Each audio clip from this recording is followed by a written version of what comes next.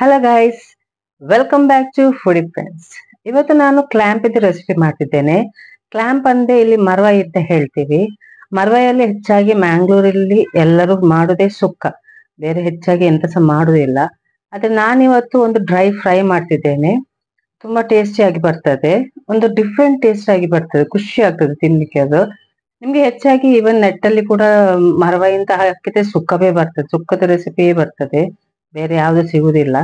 ಆದ್ರೆ ಇದು ನಂಗೆ ಒಂದು ರೆಸಿಪಿ ಸಿಕ್ಕಿತ್ತು ಎಲ್ಲಿಯ, ಸೊ ಇದನ್ನ ನಾನು ಮಾಡ್ತಿದ್ದೇನೆ. ಇದು actually Kerala special dry fry, clamp dry fry. So ಬನ್ನಿ ರೆಸಿಪಿಯನ್ನು ಮಾಡುವ.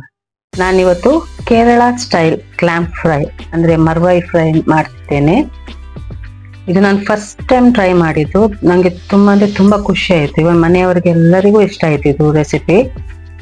ಇದು ಆಕ್ಚುಲಿ ಕೇರಳ ಸ್ಟೈಲ್ ಮಾಡುದಲ್ವಾ, ನಮ್ಮ ಮ್ಯಾಂಗ್ಳೂರಲ್ಲಿ ಖಾಲಿ ಸುಕ್ಕವೇ ಮಾಡ್ತೀವಿ. ಈಗ ಇದಕ್ಕೆ ಒಂದು 4 ಟೀ ಸ್ಪೂನ್ ಎಣ್ಣೆಗೆ ಒಂದು ಚಿಕ್ಕ ದಾಲ್ಚಿನ್ನಿ ಪೀಸ್ ಅಂದ್ರೆ ಕೆತ್ತೆ, 4 ಲವಂಗ ಮತ್ತೆ 2 ಇಲೈಚಿಯನ್ನು ಹಾಕಿ, ಇದಕ್ಕೆ ಜಜ್ಜಿದ ಬೆಳ್ಳುಳ್ಳಿ ಒಂದು ಫುಲ್ ಹಾಕಿ, ಮತ್ತೆ ಒಂದು ದೊಡ್ಡ ಪೀಸ್ ಜಿಂಜರ್ ಶುಂಠಿಯನ್ನು ಚಾಪ್ ಮಾಡಿ ಹಾಕಿ, ಇದನ್ನು ಚೆನ್ನಾಗಿ ಫ್ರೈ ಮಾಡಿ. ಅದು ಫ್ರೈ ಆದ ನಂತರ ಒಂದು 3 ಸ್ಲೈಸ್ ಮಾಡಿಟ್ಟ ಈರುಳ್ಳಿಯನ್ನು ಹಾಕಿ, ಇದನ್ನು ಕೂಡ ಸ್ವಲ್ಪ ಫ್ರೈ ಮಾಡಿ.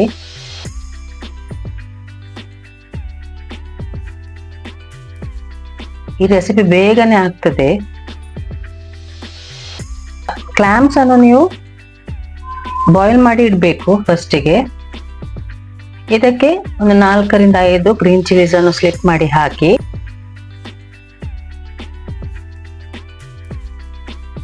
ಮತ್ತೆ 1 ಕಪ್ ಅಷ್ಟು ಗ್ರೇಟೆಡ್ ಕೋಕೋನಟ್ ಅನ್ನು ಹಾಕಿದಕ್ಕೆ ಇದನ್ನು ಕೂಡ ಚೆನ್ನಾಗಿ ಫ್ರೈ ಮಾಡಿ.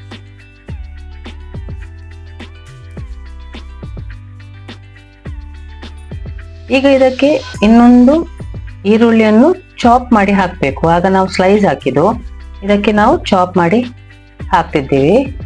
ಇದನ್ನು ಕೂಡ ಚೆನ್ನಾಗಿ ಮಿಕ್ಸ್ ಮಾಡಿ.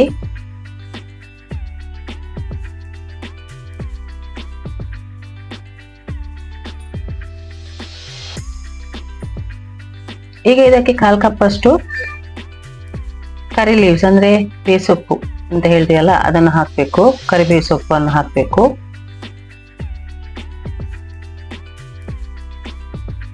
ಇದಕ್ಕೆ ನಾವು ನೀರು ಎಲ್ಲ ಹಾಕುದಿಲ್ಲ ಅಷ್ಟು. ಈಗ 1 ಟೀ ಸ್ಪೂನ್ ಚಿಲ್ಲಿ ಪೌಡರ್,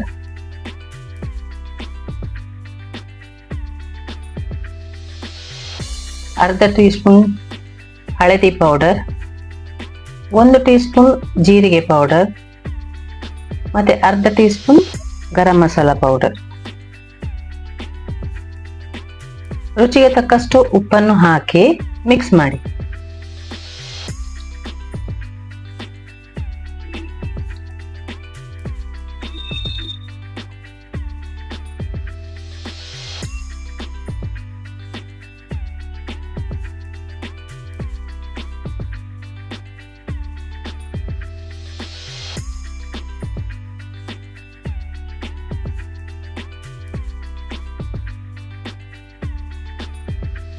ಈಗ ಇದಕ್ಕೆ ಬೆಂದ ಕ್ಲಾಮ್ಸ್ ಅನ್ನು ಹಾಕಿ ಅಂದ್ರೆ ಮರ್ವಾಯನ್ನು ಹಾಕಬೇಕು. ನಿಮ್ಗೆ ಇದರಲ್ಲಿ ಖಾಲಿ ಅದರ ಮೀಟ್ ಉಂಟಲ್ಲ ಅದು ಕೂಡ ಹಾಕ್ಬಹುದು. ಇದಕ್ಕೊಂದು ಅರ್ಧ ಕಪ್ ಅಷ್ಟು ನೀರನ್ನು ಹಾಕಿ ಚೆನ್ನಾಗಿ ಮಿಕ್ಸ್ ಮಾಡಿ ಕವರ್ ಮಾಡಿ ಕುಕ್ ಮಾಡಿ. ಒಂದು 15 to 20 ಮಿನಿಟ್ಸ್ ಅಟ್ಲೀಸ್ಟ್ ನೀವು ಕುಕ್ ಮಾಡಬೇಕು.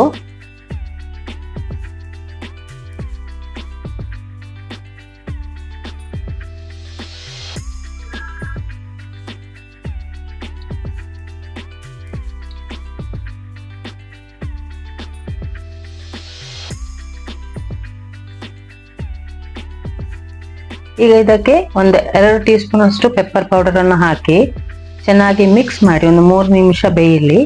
ಬೆಂದ ನಂತರ ಸರ್ವ್ ಮಾಡಿ.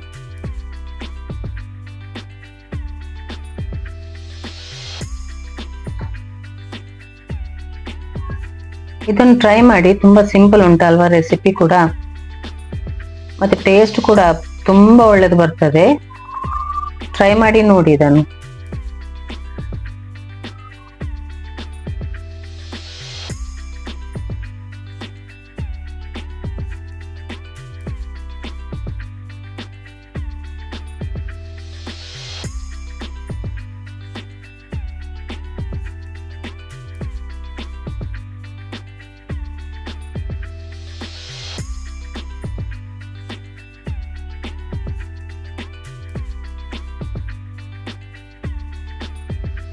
ತುಂಬಾ ಈಸಿ ಉಂಟು, ನೋಡಿದ್ರಲ್ವಾ?